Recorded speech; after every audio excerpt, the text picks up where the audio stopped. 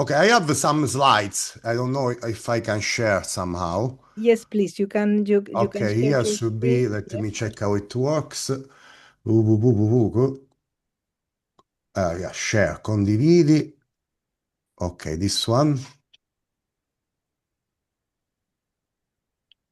Okay. Can you see them? Yes, perfect. Yes, thank you. Okay, let me put presentation. Okay, well, I also like this is okay. So, okay, here I am. So the topic was viable system model reduction. Actually, I adapted a speech I did 13 years ago in Valencia. It was the first business system laboratory symposium. And I was talking there about complexity and action. Okay. And what I will illustrate as a framework, of course, I'm not, this doesn't pretend to be something that gives an answer, but something that poses question, that is something that system thinking is usually doing. So uh, the point here is that we have a lot of just as a preface, let's say. The good thing of all systemic and holistic approaches is that they are indeed holistic and systemic. They consider a lot or more things than the usual business models, for instance, no? And the viable system model was born as a business model, actually, no? Because Stafford Beer, as we know, was a businessman, a manager at the beginning. Then it was applied to almost everything. So what the point is that usually why system thinking has problems in consulting? Has problems because people want answer. They don't want the questions. They want you to do this, and that's it. But we know, unfortunately, I always used with my students the example of the Black-Scholes formula. These answers go to disasters in most of times, because the reality is indeed holistic and complex. So what I want to do in this presentation is just to say what we could do and how could we use the viable system model to try to bridge this gap between the very complex reality and what people want, and action also, and having models for action. There is a phase of the Goethe, of Faust Goethe, of Goethe, that is, in the beginning was the deed. So if we don't do anything, we just blah, blah, blah. So it's the action which creates the world. And it's the action where we have to test our models. Otherwise, they will be just theoretical and can be also beautiful theoretically, but at the end, they must work, they must be useful, they must be used also. Gandolfo, sorry to interrupt. Would you mind putting the presentation in full screen? Ah, okay, let me check. Where is this one? It's okay here. Mm. Okay, here. Like this, Yes. better? Okay, Much better. Thank you very much. yeah. Yes. Okay, so this is the main point. So, another citation from Kierkegaard.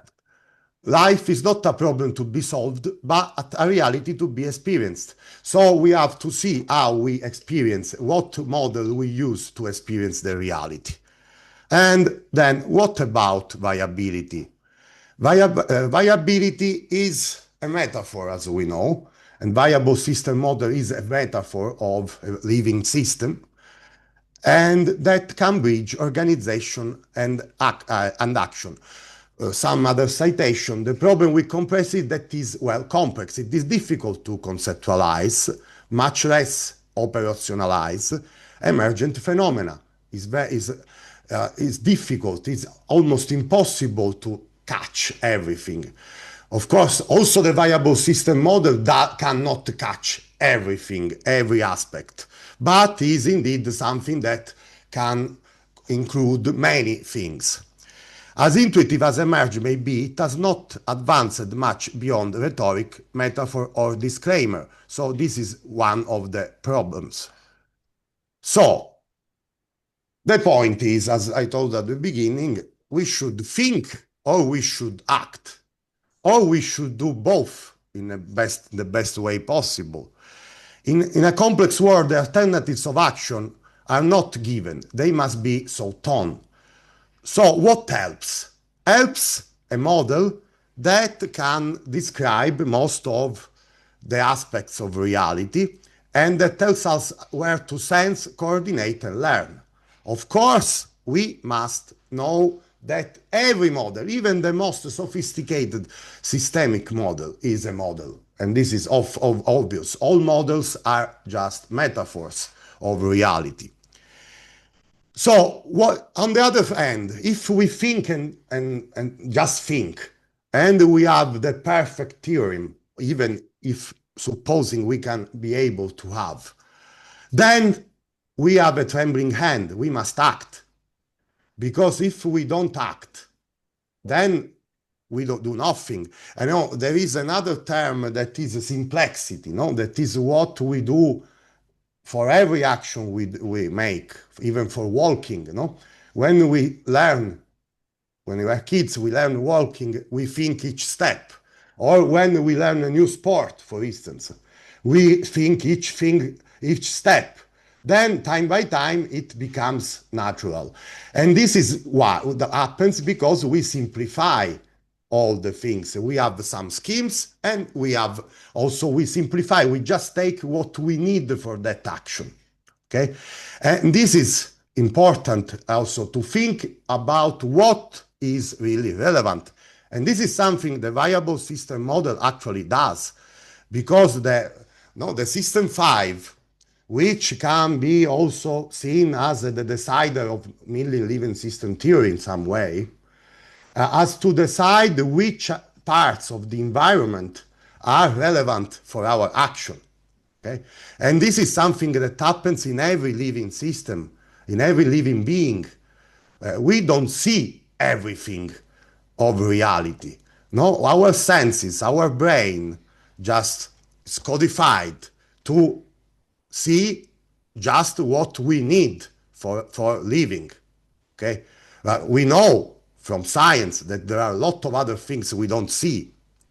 No, rays, participles, a lot of colors, sounds, and so on. But we don't need that. That's why. And so this is also what does the System 5 as a decider. So decides, that is the same of our brain, decides what is relevant and what is not. What needs to be fought on and what that means just has to be ignored. Okay? So, of course, knowledge is power. But we could better say is power in reserve. Is a reserve of power that we may use when we need, if we need. Not just for the sake of knowledge itself, otherwise we go there and we are ascetic and we do nothing and we are useless and we are not viable. It is useless if it is not tapped into by action. It remains a reserve of possible actions. So at the end, we must act. Every living system must act. Must not just thinking, oh, now I get food. Must go and get the food. Must go and get what it needs. Must go and breathe. Okay. Our thoughts, however good they may be, are a fake pairs until they are transformed into action. The viable system model is helpful for this, makes action safe enough by designing feedback and anticipation, feedback feed forward into a structure where we can conceive it after the selection of knowledge. We need, so, to live, to act as every living system. As I told, we need the simplexity, or we can say in other words that, as Maureen was saying, that we need an archipelagos of certainty to navigate. We must know that when we put a foot out of our bed in the morning, there is the floor. We don't stay there to check, oh, will be the floor there or not? Okay? We know there is the floor. Okay? So the archipelagos in for the variable system model can be, as a metaphor, the systems of the 1 to 5 of the variable system model. So, as I told at the beginning, the reductionist models are very popular because they are comfortable, because they give an answer. It's like that because, like, how many times we say we hear this blasphemy? Science says that this is true. Okay, if science says this is not science, is religion, is whatever you want, but not science. Okay, but in any case, we need to give to the science, to the knowledge, to this thing, some actionable path. So comfort is not viability. It's not that just being in the comfort is viable for itself. Okay. So we need to control the variety, and this is where in the variable system model has been introduced the Ashby law of requisite variety. I mean, actually, partially by, as I read, by Beer, partially was developed later by many others that developed more this part, which is indeed very important to make the model be actionable. So we should act on the best information we have and not wait the perfect thing. So we must try. We must try things. So when we learn, we try something. And then we see this works, this not. Okay, that which is also a principle of action research. Well, the problem with action research in organizations is that we don't have an organizational hospital. Okay, is what medicine does usually. Okay, okay, we have new therapy for this disease you have. You want to try, and then they have no, scale many cases. They see what works, how, if it works, and so on, and they go ahead. But we don't have an organizational hospital, and this is one of the big problems of action research compared to medicine, which is the typical science where this is actually used since ever. So the variable system model, in any case, can be usable to operationalize this. Can act locally, system 1, stabilize, system 2, integrate, system 3, sense the future, system 4, and hold the identity in system 5. Okay, this of course is simplification, then we know these are redundant inside. So what we need then to try? We need a prototype. We need to have a prototype to try something. Okay, and this is also in organizational sciences is important. Because thinking alone is a mistake. Learning happens when we can have to check the feed forward with the feedback. And we learn by doing. Okay. We cannot pretend we have, because would be very reductionist and positivist to pretend to have a model that can forecast everything and can give the answer of what will happen. Because this is what positivist and reductionist science does. And I always say this is a paradox that nowadays the so-called hard sciences abandoned this certainty. Because now we have quantum theory and all these things. Since Heisenberg indetermination principle, everything changed. It's not Newton law. But by paradox, in the soft sciences, we have still in the mainstream the hard way of thinking that we can have a model that predicts what will happen, that forecasts what will happen, and so on. And so we see this in medicine, we see this in organizational science, and so on. Why this? Well, because it's a business. Because businesses want to sell, and they cannot sell a medicine that maybe works, maybe is good, maybe it poisons you. Okay, they must give you all the science told this is perfect and you will be great with this. Then you die. But okay, is a statistical mistake can happen. Okay. Well, But these were the soft sciences which should not do that. And the paradox is that today, when since almost 100 years, the hard sciences like physics and so on abandoned this certainty, we have the soft science having certainty. So what can we realistically do is act with the prototype. Try. No, it's like we want to try a new business. Let's make the example. We don't go there with all the capital we have, with all the resources we have. We just make a test. We just invest a bit there, see what happens, see if what I was thinking was going to happen works or not. Okay? If my predictions, my feed forward can be a feedback. Okay? So we have a prototype, we sense the feedback, and then we adjust depending what is the feedback. And then after many adjustments of prototype, we go there with the cavalry. Okay, we can really spend everything for that. So in this, the variable system model can be a governance architecture, and also considering, as I was saying before, the recursion levels in the various system of the variable system model. So learning system aimed at action to improve. Like soft system methodologies, a learning system as aimed to action to improve. Indeed, it doesn't finish at just one. Then we do again, we use the feedback.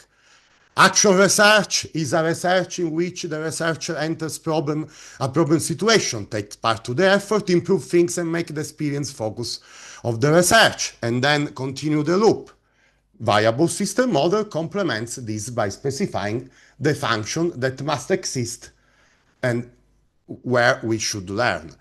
When I teach to my postgraduate student, for instance, even soft system methodology, I make them do an analysis with the variable system model after the rich picture. Okay? Because then you can have you can have a scheme to see what happened, what you described in the rich picture. And then when you go to that again, you can see what changed after you finished. Okay? With your feedbacks, with your conclusions. So system thinking becomes actionable when it's coupled to adaptation. Viability is the ability to survive, as we have seen, in a complex environment, self-regulating and maintaining the balance with the environment. The variable system model, as we know, connects operation, coordination, cohesion, intelligence, and governance. And this is repeated recursively everywhere. So is perfect to be as the framework for our bathymeter, okay, for our prototype. So, for instance, this is something we already know. The present future is what we have already told.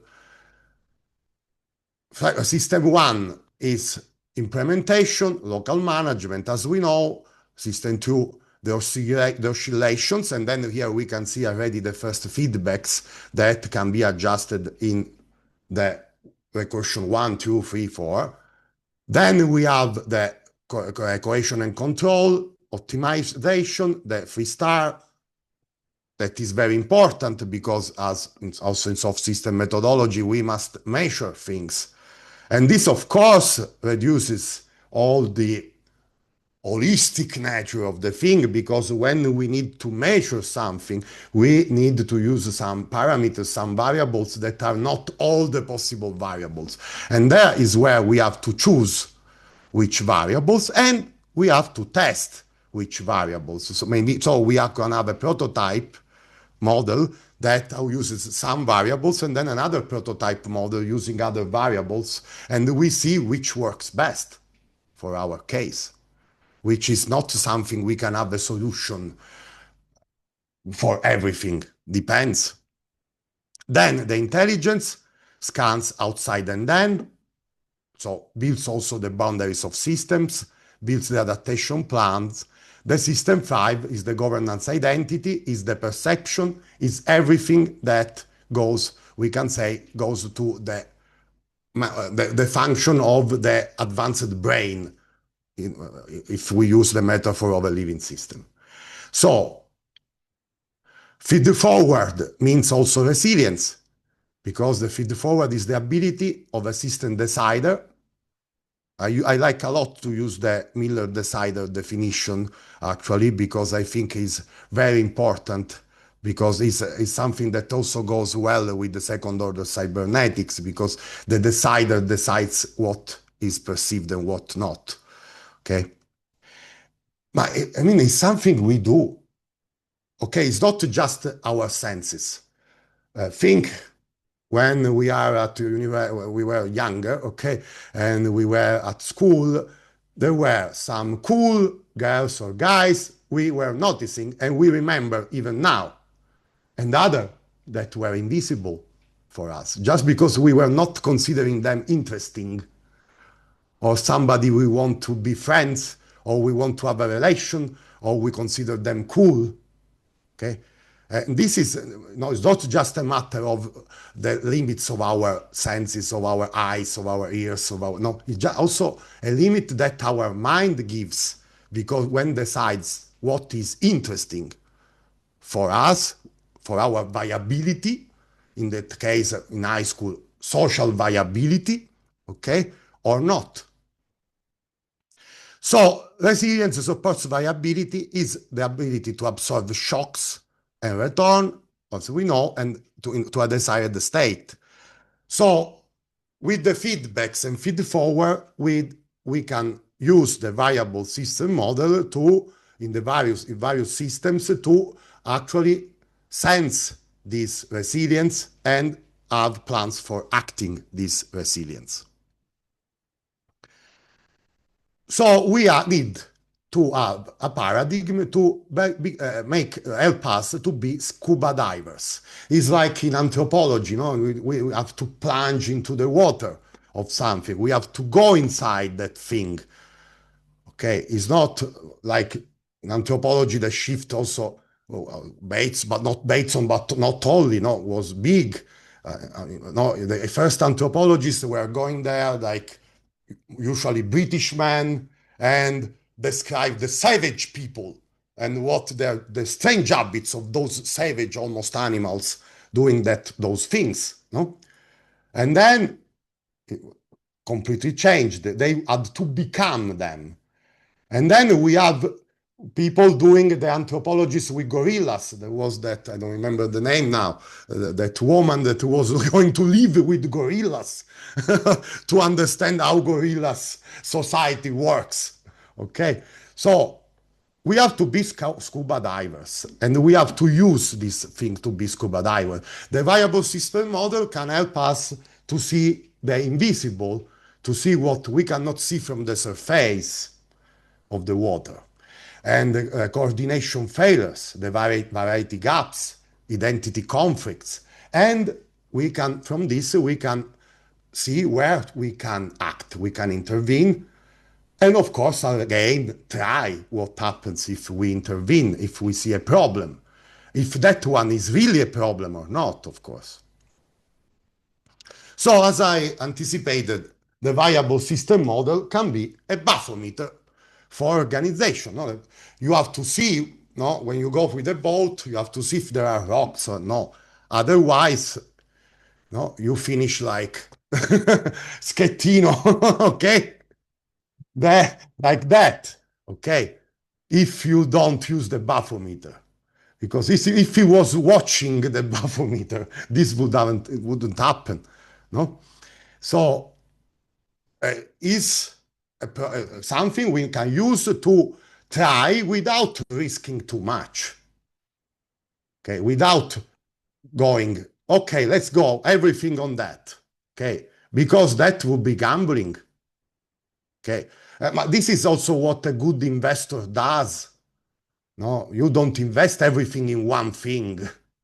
And in one stock, no, you try to diversify. And then if you add some model to predict how a stock is going, will go, no? Or you have some info. Then you first check with some money to see how it goes.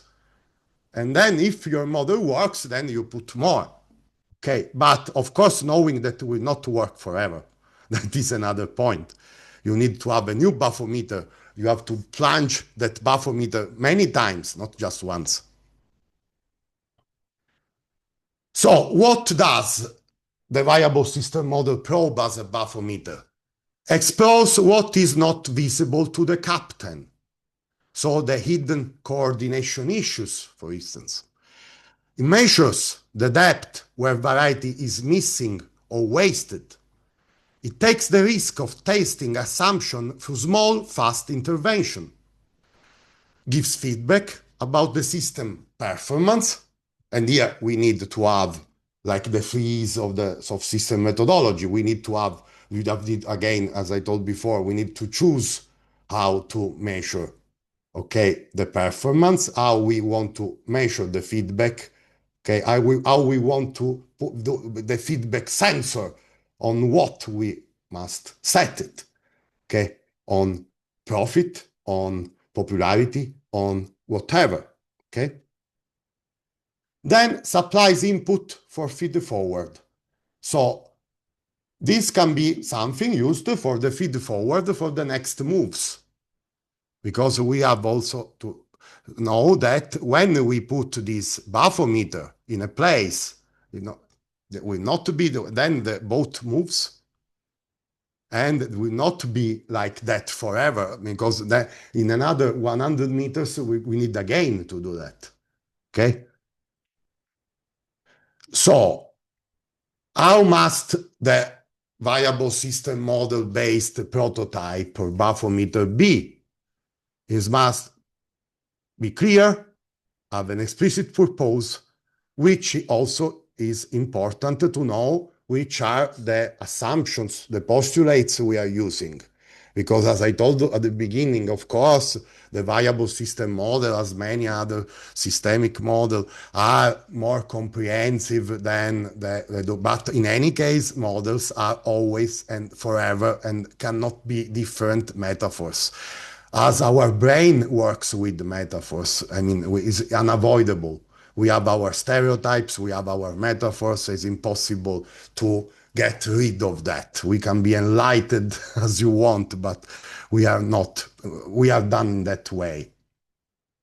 Must be easy to read, which is, as I told at the beginning, one of also the problem of the holistic models and so on. Because sometimes they put too many things, and okay, when you put too many flesh, too many meat, to cook doesn't cook. Okay, so I mean, we must be precise, clear about the limitations, about what we are postulating, but then we choose something that must be easy to read. And this is so important for consulting, for business, because no one wants to have something that cannot be read. They want to have something they can understand, that a medium manager can understand.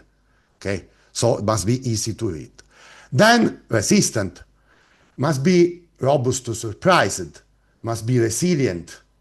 It must be a model that, as if the viable system model is, that can adapt to different situations, different variables, can be used for different bathymeters. And recursive, must work at any level. So team, unit, enterprise, corporate, and so on.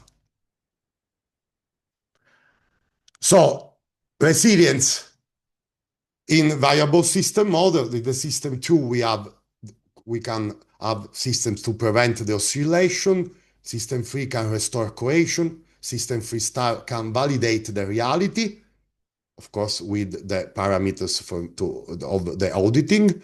System 4 can adapt the strategy, and System 5 can maintain the identity when the environment is completely different, or when something happens that that is against what we were thinking was our identity. which is no, something that we know from psychology is a main problem. No, uh, people refuse to to have no something that is not what they, is in their beliefs, in their identity, and so on. So when the leaders commit to a direction without a bathymeter, ups the Concordia disaster, for instance. So he knows the feedback, doesn't watch the instruments because he was with the lady probably, and feed forward from the environment. Doesn't consider that is too close and so on. Okay, so this is something that happens, and that can be, of course, as a metaphor, can be avoided.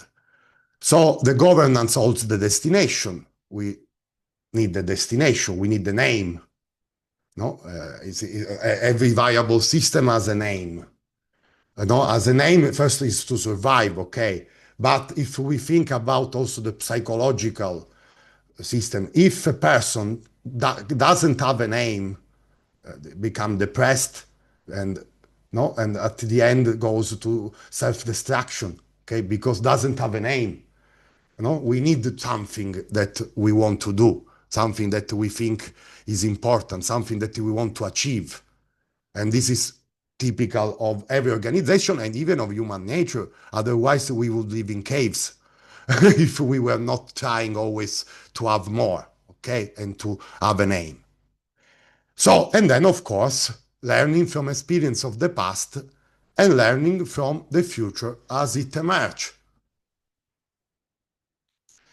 For instance, I wrote a paper also some years ago about the application of the variable system model to the lean production system, the Toyota production system. I can make here just a summary, but if you want a paper, I can send.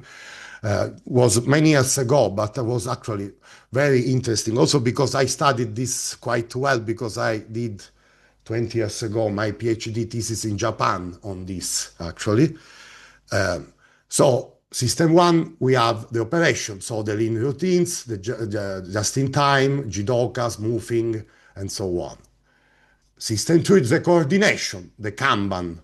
Is no once upon a time was a piece of paper, was just no, now is electrical also the Kanban, but in any case the Kanban is the typical example of coordination of system 2, actually can be used as an example, I mean, to students.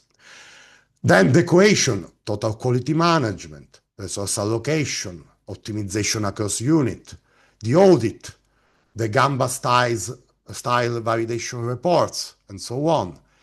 The intelligence, market tech, translate into action plans, the governance, okay, this is doesn't make many difference because the variables, the Toyota production system goes mostly in the operational and middle management level, actually.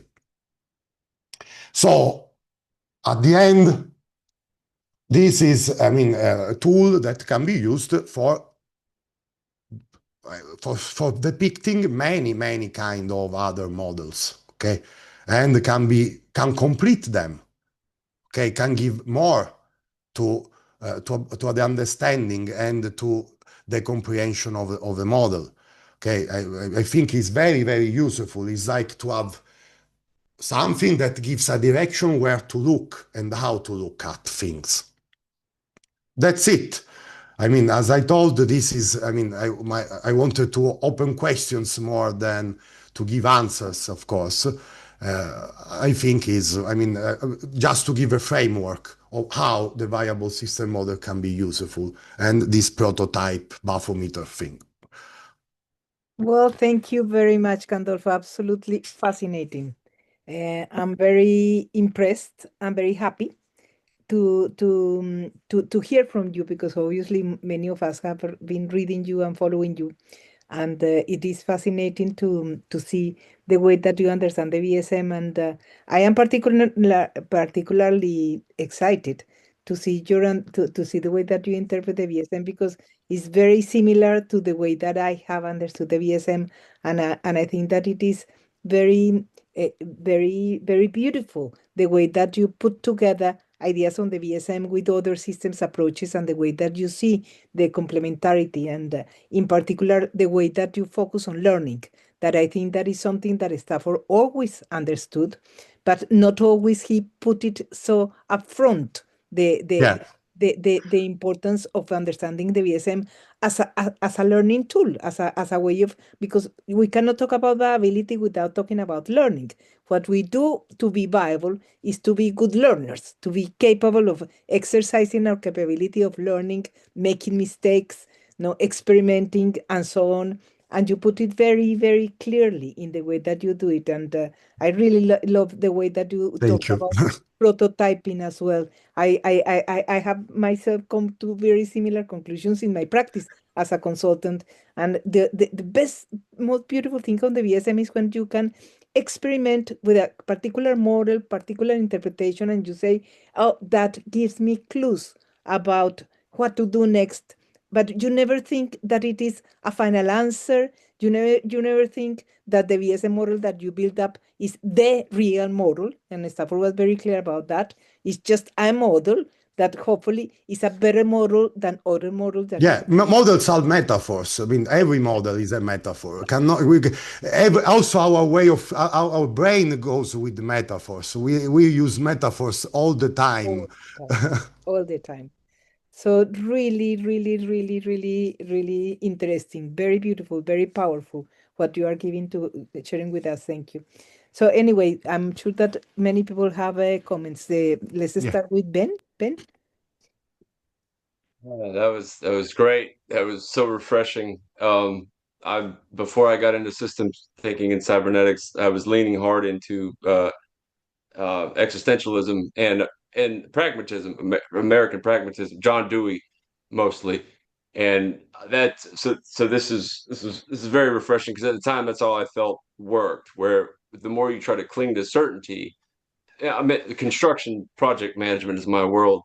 So I would be in the many meetings with the senior stakeholders, and they had a theory, a mental model of what was happening out there in the field, and how Stafford would say that ignorance is the fatal attenuator. Well, that's mostly what they would do. We'd get feedback from the field, and they would reject that and stick with their theory.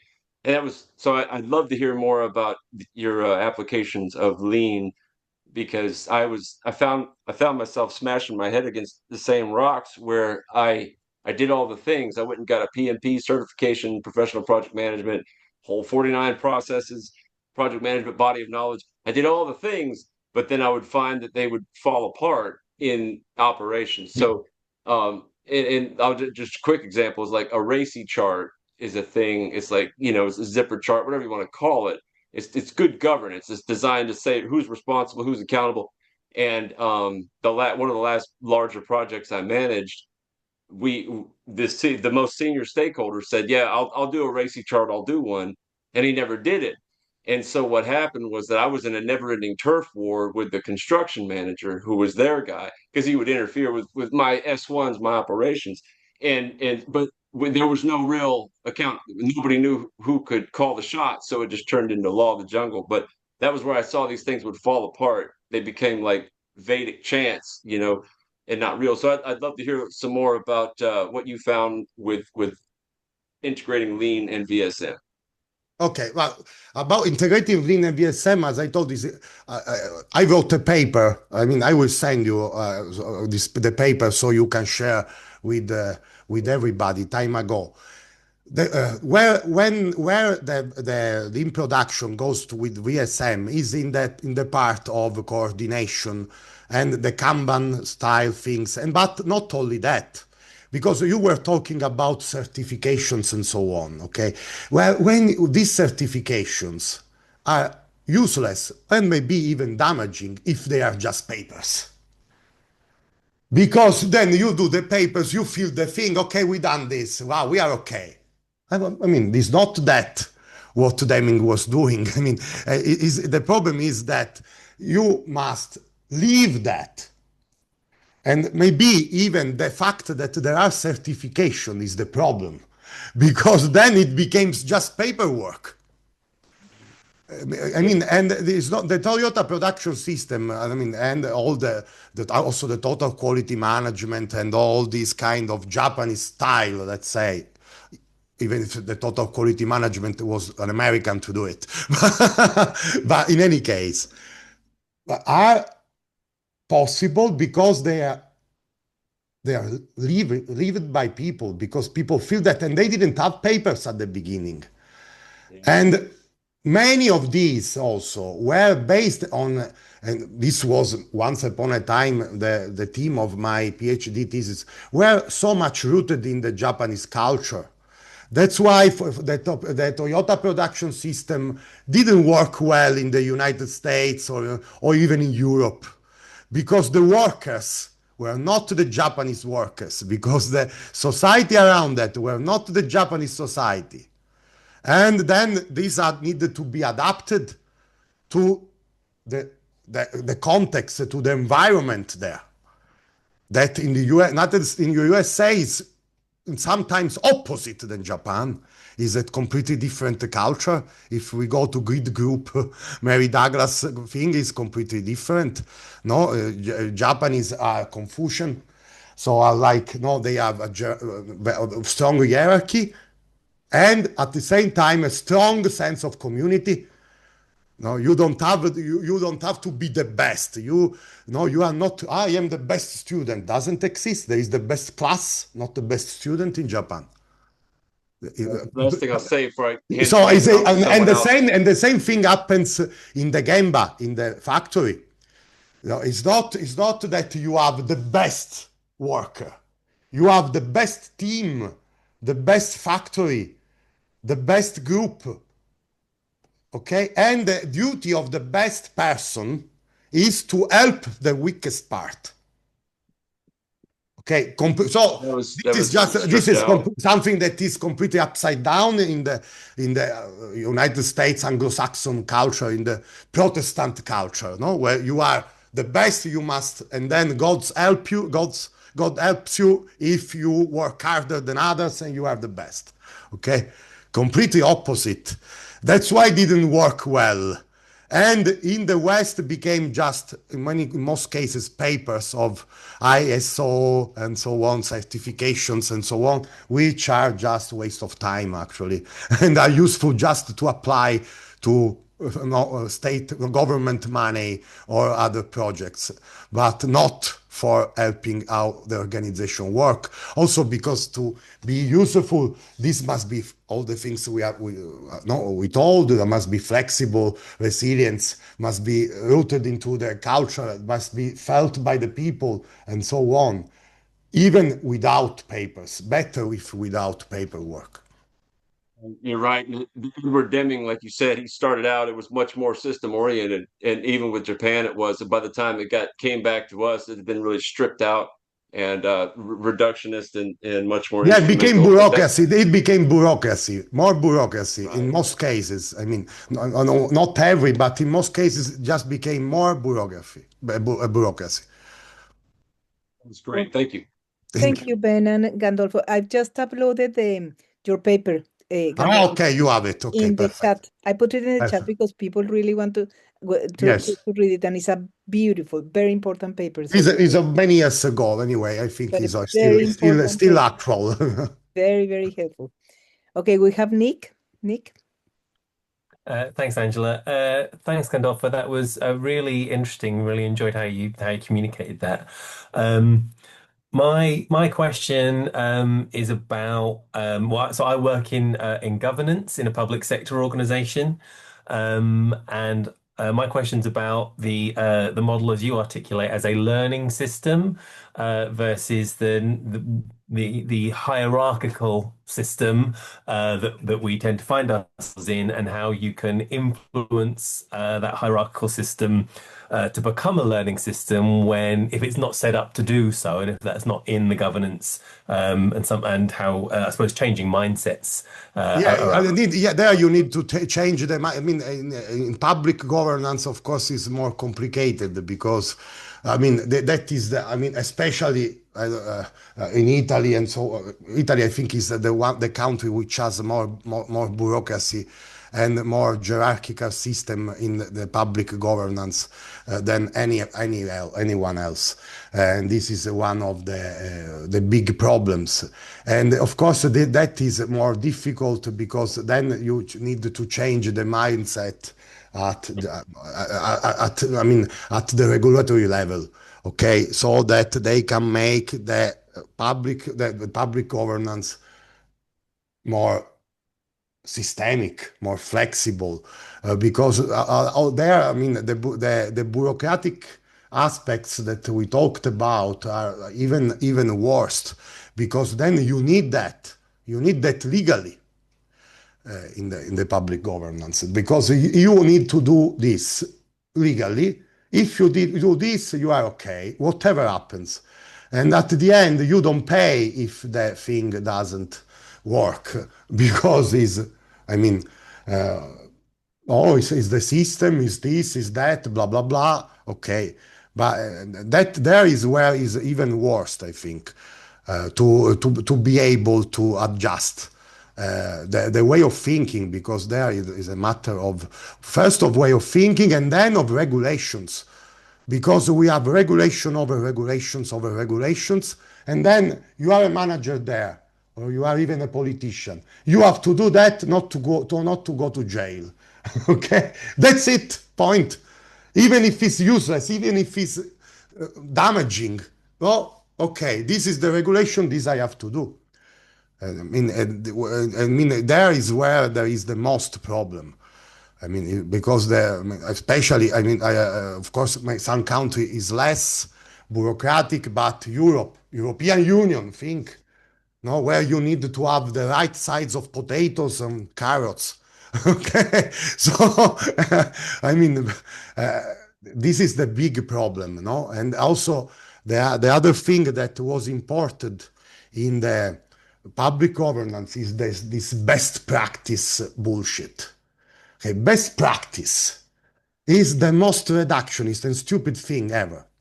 I have an example here in Palermo. Once upon a time, we had the BMW motorbikes, and in Palermo, it was the first seller in the world because BMW motorbikes are very popular and were very popular here. Then they decided that they shouldn't have the shop in the city, but outside the city, and a big one, and so on. Well, the sales collapsed of 40%. Why? Because people were not going to repair their motorbikes outside the city in Palermo because it's not Bavaria. Because to go, even I go there with the motor. How can I come back? Do I take a train? Where the fuck is the train? So, so you were adapting a model that was working in southern Germany to Sicily. But this is not southern Germany. We are not Germans, and the structures and the places and the uses of people are not the same. So it's not the best practice, is the best way to crash. And in the public governance, there is a lot of best practice misuse. Not only there, but that, which is something where no, the bureaucracy is based on that. You have to do this because this is the best way to do that. And this should apply ever and forever. And you must have no freedom, because if you have freedom, maybe you abuse of the freedom. Just you have to fill the papers. And if you fill the papers, you are okay, you don't go to jail, you don't have problems, you have no one will charge you, and so on. If you don't, even if you did sometimes the right thing, will have troubles. Thank you, Gandolfo.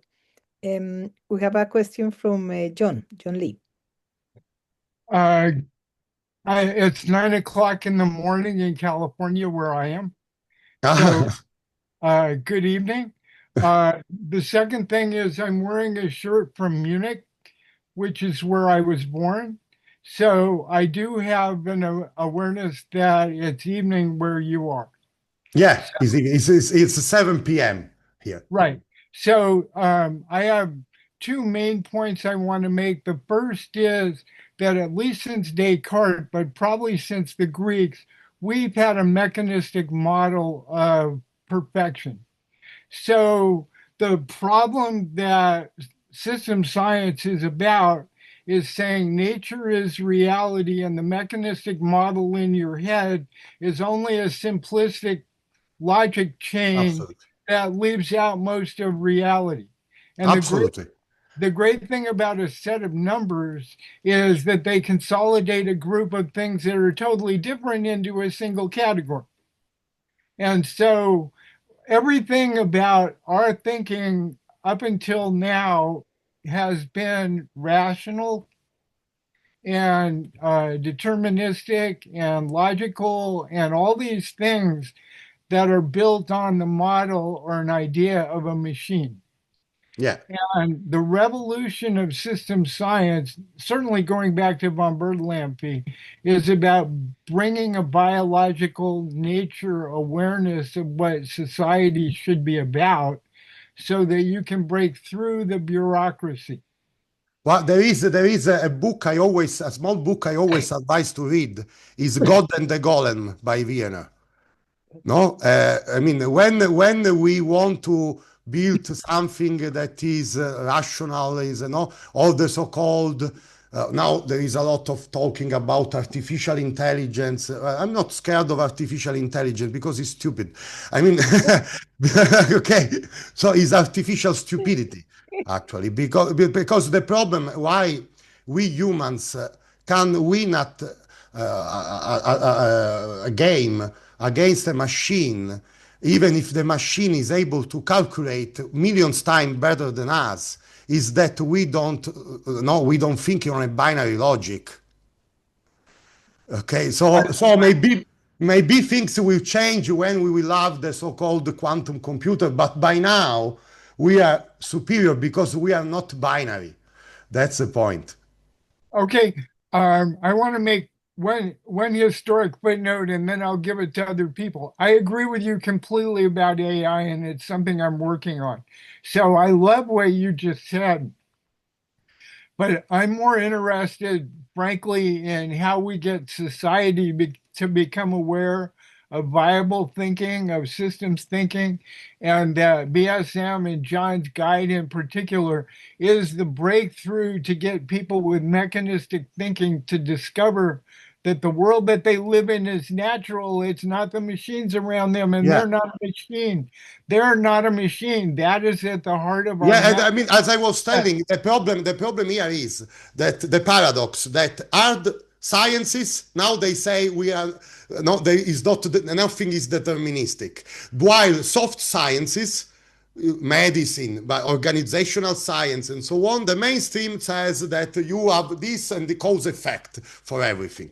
That no, and this is crazy. I mean, because the soft science should not be that, okay?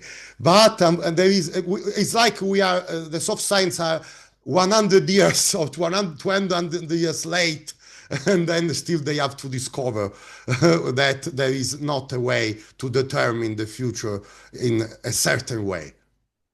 So what I want to contribute to today are two historic facts from Germany. So in 1932, when the Nazis took over, the first thing that they did was they completely reorganized the regional and the local government so that a whole different set of personalities would be accountable for the decisions. And then they put Nazis in the new positions and completely eliminated the bureaucracy that had existed under the Kaiser and after that. That's number one. In that month, they literally redesigned the entire country. Okay, so that's a whole idea in and of itself. But in 1948, the year I was born I was born in Munich, but in probably what became Bonn, the French, the Americans, and the British had a meeting and they completely reorganized the German economy so they could take it over in 24 hours. So a couple of things changed immediately. One was for 24 hours, the mafia didn't exist until they started to figure out new ways to play the new game. And so on day 2, the mafia reemerged and completely did whatever they do. But number 2, the church had a much lower role. Both the Catholics in the north, in the south, and the Lutherans in the north have a great deal of power within the government, and they lost a lot of that power in that series of reorganizations. Before 1928 or 1932, the church had much more power than it has today. And I can go into that, but I'm not here for that. The point is that at that point, Germany made a complete transition in how their economy worked. Every relationship within the German domestic economy was redefined by how the new government structure worked. And it worked in a way that was so efficient that we had the miracle of the 19th. Yeah, I mean, there is one thing that happened also in Italy with fascism. Okay, if you see the fascist buildings, they are still there and they are like new. Then you see schools made recently that fall down. Why? Because they had in their model, they had the responsibility of the person. I mean, you are the one who have to build this. Okay, if you mess up, you go to jail forever. Okay, but if you do well, we don't care. You spend one lira at the time, less or more. Okay, nowadays they have just to fill papers and so on, and then they fill these papers, and then the thing falls down after 10 years. We have schools built 90 years ago, almost 100 years ago, in the fascist period, that are like new. And we have schools built 20 years ago that fall down. And this is because of the bureaucracy. Okay, so they did a lot of shit, but in this, they were going more, this is true, on the responsibility of the person they were putting there in charge. I just want to add one more thing and say China has done that a lot in the last 25 years. The power of the party is so bankrupt that they have lots and lots of empty buildings that don't go anywhere and don't do anything. The Chinese economy is not a miracle, it's a disaster. That's a whole nother range of topics. Thank you. Yeah, I think that let's give the opportunity to other people to ask their questions. Yep. But very interesting. Thank you, Gandolfo, and thank you, Joe. Marcus. Yes, thank you. Many thanks, Gandolfo, for your stimulating talk. And I have just a question about the axiom of your talk. You started off with the axiom, we have to act. Now, my question is, aren't there situations where you have not to act? Well, not to act is a decision. Or not? If we decide not to act, is an action. Okay. It's like when we don't communicate. We are communicating that we are not communicating. Somebody is asking you something that doesn't deserve an answer, for instance. You just ignore. Ignoring is an action. Okay, I mean, in any case. Thank you. Okay, what we have to avoid is to overthink. That we don't act because we still have to think again and again and again instead of trying. That is what we must avoid. But if we decide not to act, that is an action, actually. As we decide not to communicate is a communication. Human. Good. Mm-hmm. Good. Thank you, Marcus and Gandolfo. Olaf. Yeah, good evening. So I'm Olaf. I'm calling from near Frankfurt, but I'm not German. So thanks, Gandolfo, for taking the VSM to learning and development and adjusting. It seems to me that in the discussions that we have just had, we have also seen some examples where some systems learn and adjust, but maybe it's a step back in time, or it's not creating a good outputs for everybody. So what do you do VSM system wise if if you're a system, an organization, or a region or something, and you have noble plans for your stakeholders, but the higher order system, it can be a global region, can be powerful countries. What they just seem to have a talent to find a leverage point to crack down on the lower level systems. How do you adjust to Well, that? that is the problem of everything, especially today, where where we have no, the systems that really rule the world are not elected, are not at the reach of people because of multinational. So we need to consider this as the environment and try to find niches, try to find a way to act there. This is what system 4 and 5 should do, actually, because they have to understand the constraints. It's not that, okay, if the world was another different, we could do this, okay, but it is not like that, and we don't have the power to change it. So then, what you do to be viable? What does an animal, viable animal, a viable species do for surviving? It needs to adapt. Why the dinosaurs extinguished?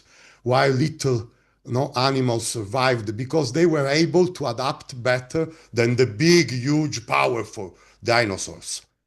Okay, I mean, if we want to, we cannot. The dinosaurs were big, were strong, but couldn't change what was happening in the planet, and so they needed to adapt. I mean, adaptation is the first thing of viability.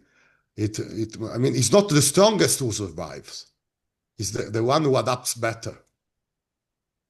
You can Sure, have cool. a very strong animal, a very strong being, but that goes extinguished, while a very small and weak one survives forever. Cool. Thanks for sharing that. Yeah, thank you, Olaf. I particularly like this conversation, Gandolfo, and your point on that, because I think that one of the difficult things that we are experiencing in this moment is like this kind of pessimism, because the world environment, the geopolitics, I mean, all the world order as is broken, and then we feel lost, no? And in terms of viability, you say, how are we gonna survive as humankind? How different countries and regions and everything are gonna survive when the situation is so dear, no? When everything looks so. But really, your I point. mean, it's part of viability. Something extinguishes and something survives. I mean, there are species no, that extinguish continuously, and new species are born Yes. even now. Okay. Yeah, completely. When we talk about the biodiversity in the world, well, actually, it's not so true that we have less species. It's true that we have many species that are extinguishing, but we have new species coming. Yeah. New kind of animals, new, small ones, often insects and so on, and bacteria and so on coming out every time. But would you think, let's say in a positive note, that the capability of that we have human beings to adapt is is so nice Yeah, that I think we undervalue that. Okay, for instance, one of the criticisms I do to all the sustainable ecological thing is that we want to keep the world as it is, okay, because we are in this world, instead of thinking how can we adapt to changes. Yeah. Which, I mean, because I mean the world, we can discuss for years if it's for human responsibility or not, changes. The planet changes, okay? Always did and always will. Yes. So we must work on our ability to adapt to the changes, to be proactive in adapting to the changes, to survive as a human species. Okay, more than trying to block these changes, which are things that I'm almost sure we cannot stop. Yeah. Okay. I would like to ask you a final question. I cannot see anyone else asking questions. and it's about your concept of governance, because just this is a technical question about your understanding of the VSM, because you mentioned governance a lot, and you always refer governance like related like with system 5.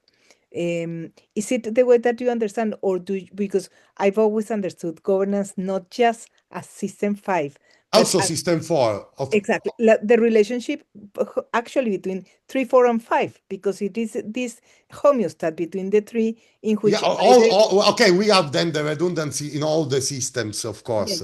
Okay, just if as conceptualized, I understand the system 5 as the one who gives the identity and the one who gives which gives the perception of the world, which chooses what is interesting or not. And then the system 4 is the one which applies what system 5 has as its identity. Because also the way we perceive is our identity. Our identity is done by our perception of the world, and that is our perception of ourselves. If we were completely isolated, we wouldn't have an identity. It's like going to bigger system. Why God created the world? Because he couldn't understand who he was if he was just everything and alone. Okay, we are what we are because we relate to our perception of what we perceive as outside us.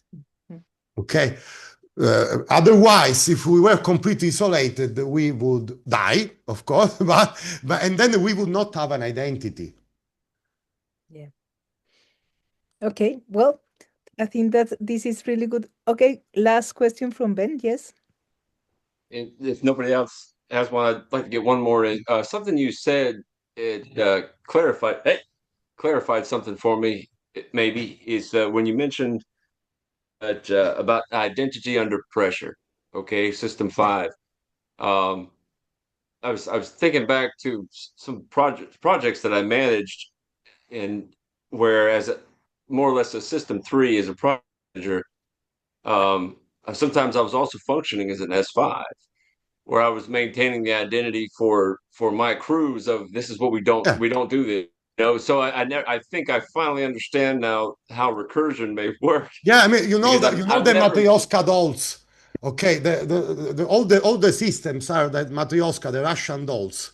Okay, there are systems inside each one. So of course, also in system 3, you have the system 5, system 4, and so on. Okay, in every system you have. Also in system 1, you have a system 5 and 4. Okay, it's like the Russian dolls, one inside the other. Okay, I mean, this I've is heard that for the recursion, which is a very important thing of the variable system model, and a very strong point about the variable system model, and not only the variable system model, actually, but because in general, is a system thinking principle that is one of recursion. Yeah, I think today is the first time I've really understood that. Thank you. Thank you. Okay, wonderful. Well, I think that if there are no more questions, we can conclude the webinar. Okay. It's been Thank you very really, much for listening to me. thank you for Sorry, I being had all this problem last week. Today, the 30 minutes blocked. No, but you made it. You made it, and it was really, But at really the end, we made it. This is yeah, important. very, very nice. Thank you, Gandolfo. Thank you very much. Thank you very much. Really nice session. Thank you.